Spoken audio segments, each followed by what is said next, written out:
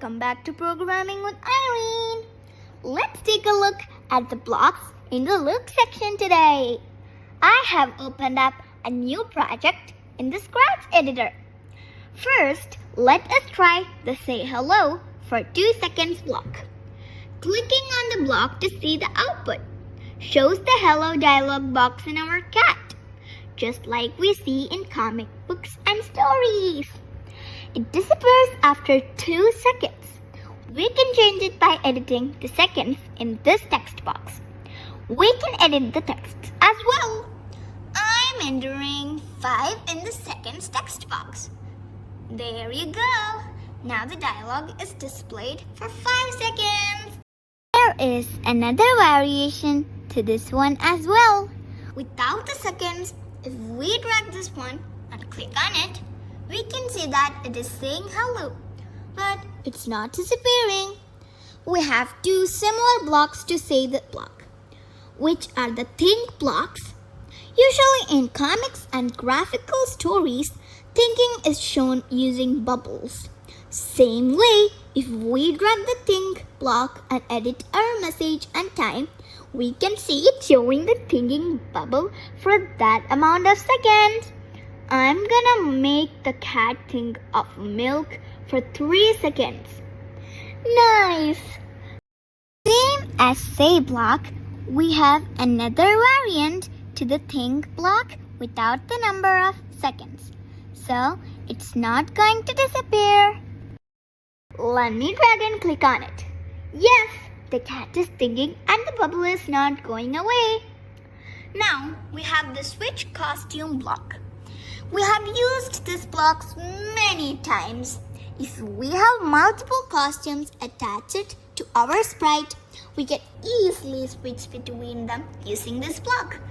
Once we drag and drop it, we have a drop down that lets us choose the costume. I'm going to choose this costume too, and the cat costume is changed. The next block is also related to costumes, but drop down is absent from this block. This means we won't be able to select a costume on our own, but the block will choose the next available costume for us. Clicking on it just cycles through our available costumes. Next up, we have the blocks related to our backdrops. I'm going to add a couple more backdrops before this. Okay, we can drag the switch backdrop to block. This one let us choose the backdrop we want. I'm selecting some other backdrops from this. And see, it is changing the backdrop to the selected one when I click on it. Next backdrop block. Our next block is similar to the next costume block. Instead of cycling through costumes in this one cycles through backdrops, cool! We have the change size block up next. This one allows us to change the size by a value. If we enter a positive value, the cat is going to get bigger. But if we enter a negative value, the cat is going to get smaller. Let us try both.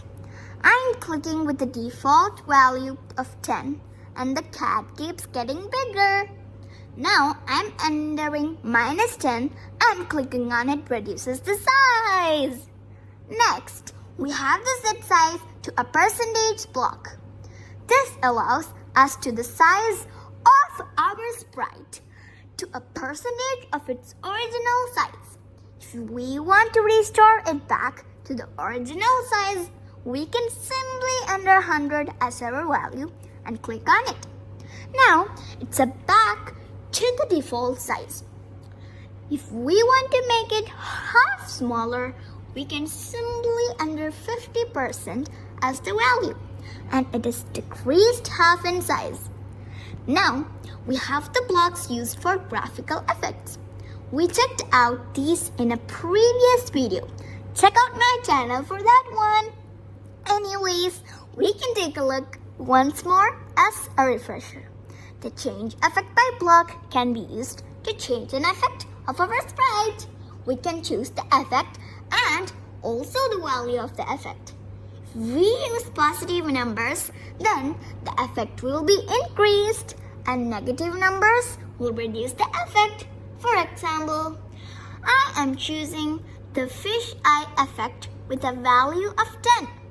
It has distorted our cat slightly. If I enter -10, the previously applied effect is reduced and the cat is now looking normal. Same way, you can try out any other effects from the drop-down using this block.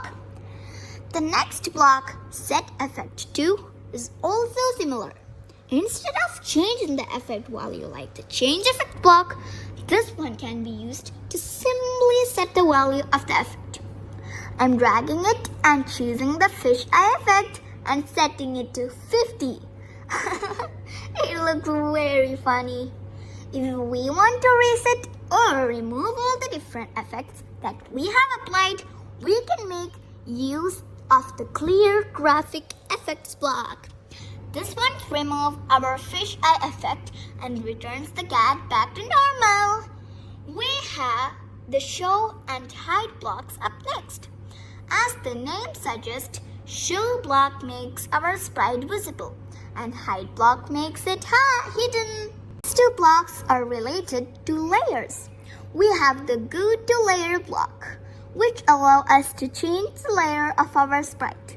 If we add another sprite and we want to make our cat go to the background of that sprite, we can choose the block back from the drop down. I'm going to add another sprite and move our cat on top of it. And if I click on the go to layer block and choose the back layer, it goes to the background of this new sprite.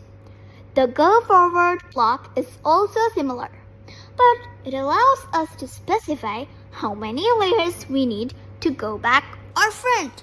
Instead of choosing the layer, it will be very helpful if we have lots of layers other than just the front and back layers. Now we have 3 displays blocks: costume, backdrop, and size. If we drag and drop these, clicking on it reveals the current costume number, backdrop number, and size.